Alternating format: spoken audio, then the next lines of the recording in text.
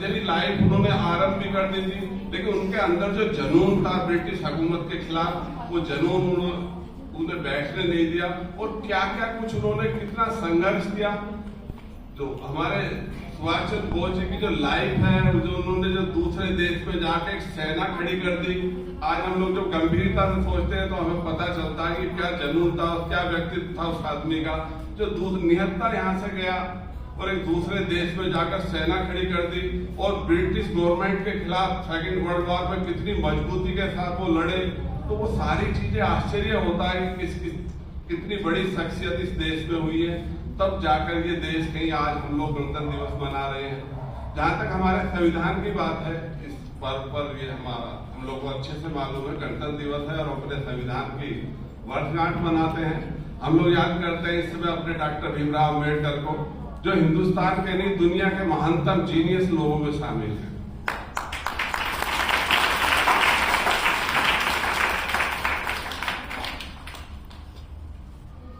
दुनिया में उन्हें चलती फिरती लाइब्रेरी के रूप में कहा जाता था। शायद ही किसी पर इतनी डिग्रियां हो उस समय भी या आज भी जितने डॉक्टर अम्बेडकर को थी, और 50,000 किताबें उनकी लाइब्रेरी में थी।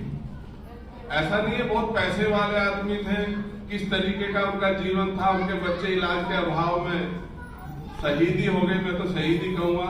उनकी जब लाइफ को हम पढ़ते हैं तो बड़ी दर्दनाक सी लाइफ है, लेकिन उस परिस्थिति में भी कहां जाकर वो अमेरिका, इंग्लैंड कहां जाकर डिग्रियां ली। और उनकी लाइब्रेरी में देखिए बाकी चीज होना हो, उनकी पत्नी के लिए इलाज के लिए पैसे होना हो, उनके बच्चों के इलाज के लिए पैसे होना हो, लेकिन उनकी लाइब्रेरी में 50,000 किताबें थी। इतना पढ़ाकू, इतना जीनियस व्यक्ति था। और मैं तो आभार व्यक्त करूंगा, हम लोग बधाई देंगे उस समय का जो हमारा पॉलिटिकल नेतृत्व था, उन्होंने अम्बेडकर जैसे व्यक्ति को इस भारत की इतनी विविधताओं को देखते हुए संविधान निर्माण का मौका दिया।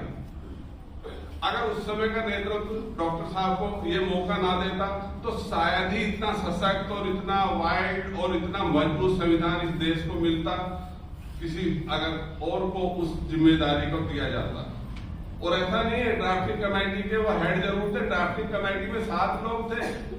संविधान जो निर्मात्री सभा के अध्यक्ष डॉक्टर राजेंद्र प्रसाद थे, लेकिन जो ड्राफ्टिंग कर रहे थे उसके लिए 7 लोगों को डिप्यूट किया गया था, लेकिन 6 लोगों के नाम निशान भी नहीं मिलता। उनमें कुछ विदेश चले गए, कोई बीमार हो गया, किसी ने कुछ काम नहीं किया। पूरा भार कॉन्स्टिट्यूशन के जो मेन आर्किटेक्ट थे वो डॉक्टर भीमराव अम्बेडकर थे। और किस तरीके से उन्होंने एक आर्टिकल, पूरा पब्लिक में बहस होती थी, पूरा जो देश का जो उस समय नेतृत्व था वो एक आर्टिकल पर डिस्कस करता था। इतना बड़े आर्टिकल, इतना बड़ा संविधान उन्होंने कैसे बनाया, आश्चर्य होता उस महान व्यक्ति के विद्वता पर और उस महान व्यक्ति के संघर्ष पर। आज हम लोग नमन कर रहे हैं, आज हम लोग वर्षगांठ मना रहे हैं अपने संविधान की, जिस संविधान की बदौलत हिंदुस्तान ने इतना लंबा रास्ता तय कर दिया।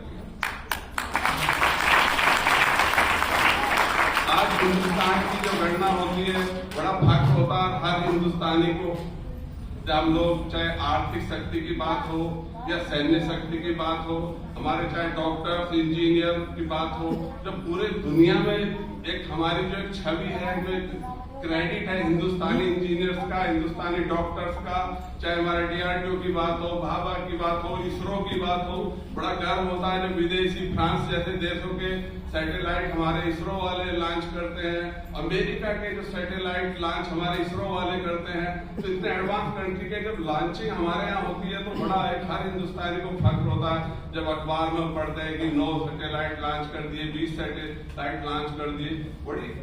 बहुत बड़ी चीज है। हिंदुस्तान ने टेक्नोलॉजी में जो जंप किया है, जो क्वांटम जंप है, बहुत बड़ी बात है। तो हम लोगों ने इतना जो रास्ता तय किया है, चाहे जो फील्ड हो, उसमें सबसे बड़ा अगर अहम रोल किसी का है तो हमारे संविधान का है। जो इतने जो हमारे गीता, कुरान, बाइबल, उनसे भी कई पवित्र स्थान अगर किसी ग्रंथ का है तो हमारे संविधान का है, जिसके सारे हिंदुस्तानी का आज ही का हमारा राष्ट्रीय पर्व है, जिस पर हम लोग सारी चीज